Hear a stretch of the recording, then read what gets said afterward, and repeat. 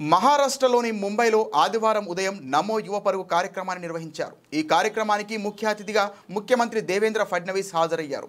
అనంతరం BJP MP Tejaswi సూర్య మరియు నటుడు ప్రభావశీలుడు మిలింద్ సోమన్ జెండా ఊపి నమో యువ పరుగును ప్రారంభించారు। ఈ కార్యక్రమంలో పెద్ద సంఖ్యలో ప్రజలు ఉత్సాహంగా పాల్గొన్నారు।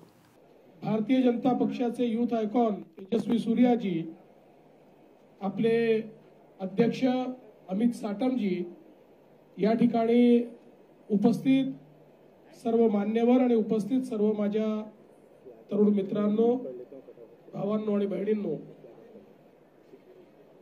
आज आपण सगळे लोक या ठिकाणी नमो युवा रन करता एकत्रित आलो आहोत।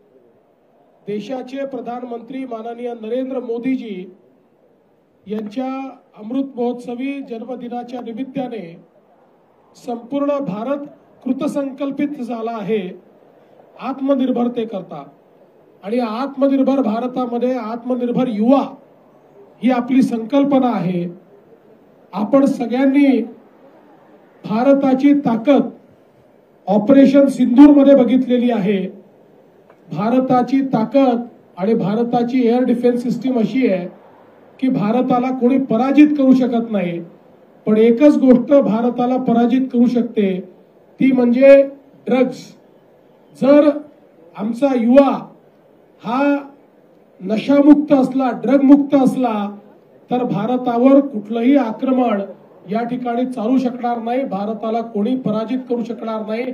पण आमच्या युवाला या ठिकाणी जर आतून पोकळ करून टाकलं तर मात्र या देशाचं भविष्य असणार नाही। आणि म्हणूनच आपण ही थीम घेतलेली आहे, नशामुक्त भारत, नशामुक्त मुंबई, नशामुक्त महाराष्ट्र।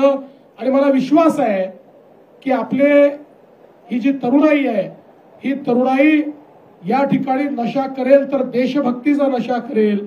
ही नशा करेल तर या देशाला सर्वोच्च स्थानावर नेण्याचा आणि आत्मनिर्भर करण्याचा